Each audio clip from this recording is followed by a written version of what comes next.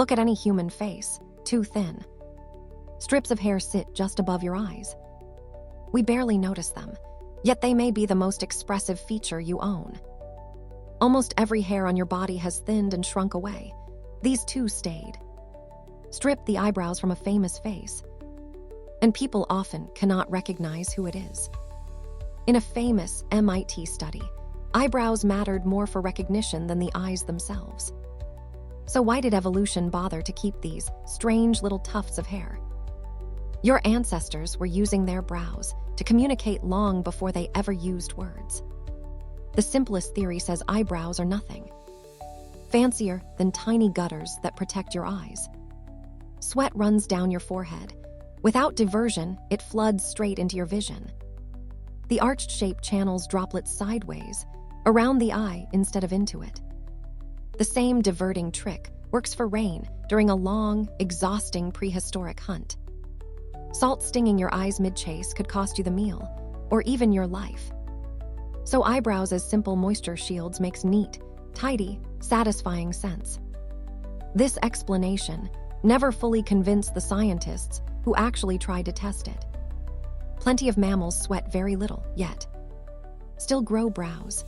The gutter idea felt thin. Her team at York began asking a much stranger question about ancient human skulls. Our extinct cousins wore thick, bony ridges jutting heavily out over their eyes. A massive bony brow ridge crowned the skull of Homo heidelbergensis. 600,000 years ago, Homo heidelbergensis roamed Africa and Europe wearing that brow.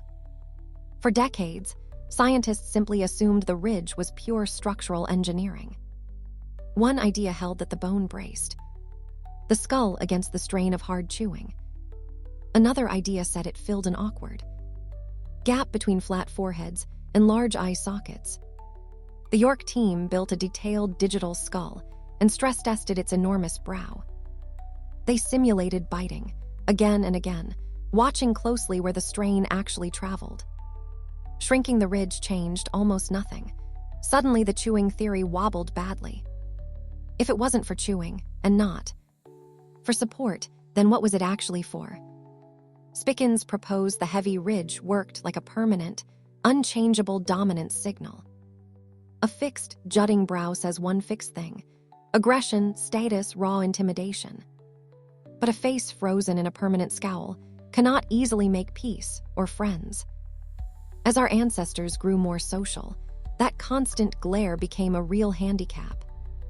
Survival shifted toward cooperation, trade, and building wide networks of trusting allies.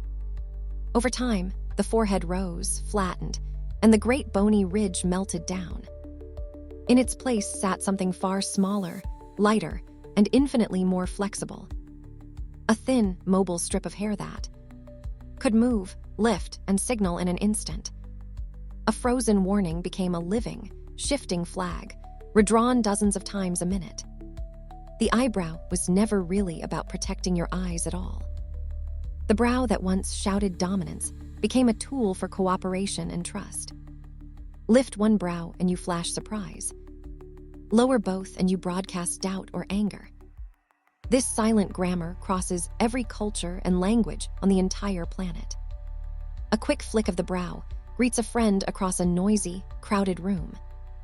Young infants track and respond to brow movements long before they understand a single word.